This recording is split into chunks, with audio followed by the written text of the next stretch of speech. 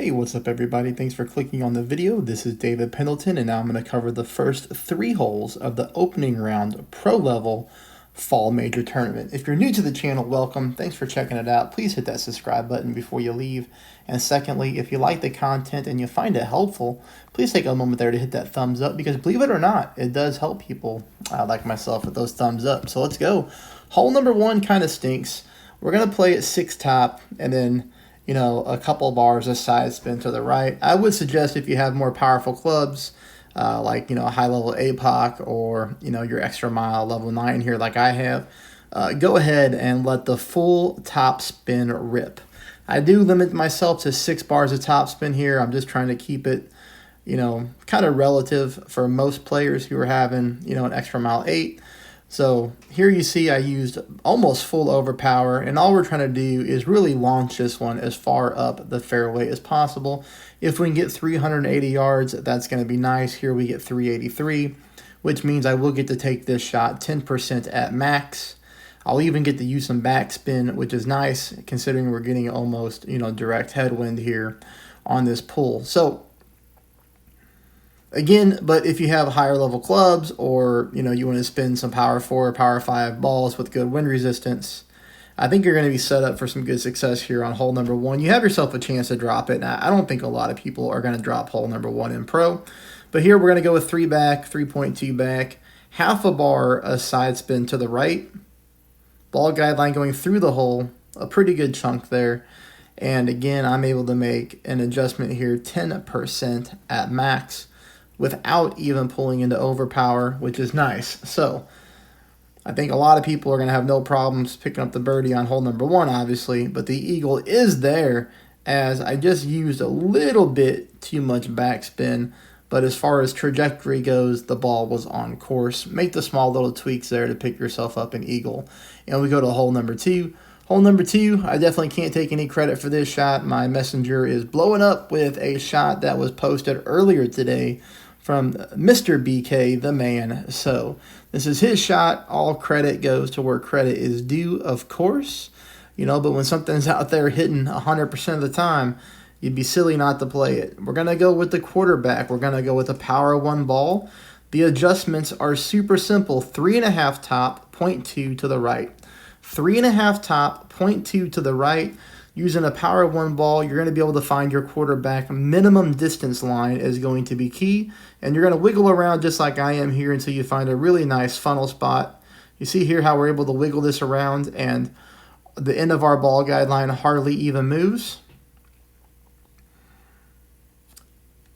For everybody who follows me, you know that I have 2 pro accounts. That's all that I play. And this shot is 2 for 2. So this one is absolute dead nuts. Great job, Ben. Perfect shot here. And this ball is going to go into the hole very nicely. We'll be keeping these shots on hand for the next time we play this course. But you see here we smacked the pin and we're in for the hole-in-one on number 2. Take us here to hole number 3, in which we do pick up an eagle. Now, for me, I'm not a fan of this hole. So I'm just going to go ahead and take a berserker. I'm going to let one launch here and pick up the eagle. All right. When you're getting this type of wind, this is the most ideal wind for this hole. Tailwind mixed with right to left. You could easily take yourself an extra mile. You could easily take yourself an APOC. You could take a rock. And you could just lay up there onto the middle of the fairway. And then take your big dog or your cataclysm shot with a full top spin for shot number 2 and play over the rough and sand and chip in from there. Me, I'm just go ahead and going for the whole thing. APOC 6 here is going to play the same as an APOC 5 as far as the top spin goes. So you see here I only put 6 bars of top spin on the club. That's the exact same that an APOC 5 would have. I don't really need more than 5 top spin here if you're playing this shot. I'm going to go ahead and make my adjustment 10% at max. And then I will push back up to max as I do want to get that distance back on the drive so we make sure we hit the second fairway there. Now, I have 2 reference points when it comes to my overpower. The first thing I'm doing is I'm dragging the ball down the center of the adjustment zone until the bottom of my ball will be touching the bottom of the yellow target. And then I'm going to move my ball over to the left curl until the left of my ball covers the left yellow edge. See, just like that. Little bitty curl to the left, but that's my reference points. That's how I play. I even hit a great shot here, and it's no problem. You can see I clip the rough and I roll out. I mean, this is exactly what I was wanting to do, which is going to take me for shot number 2. Shot number 2, I contemplated playing it a few different ways. I thought about maybe just going over the sand and below the sand and the rough just like this. This is probably how you'll have to play it if you decide to lay up and take the less dangerous drive. Probably to play it like that. But for me, I've got the distance here. We've got direct tailwind. Can't really get any better than that. So here I'm going to go 2 bars of side spin to the left. I'm going to go with no top spin. I could have probably added half a bar or 1 top spin to this. I do pull 10% at max, and then I do not push up to max.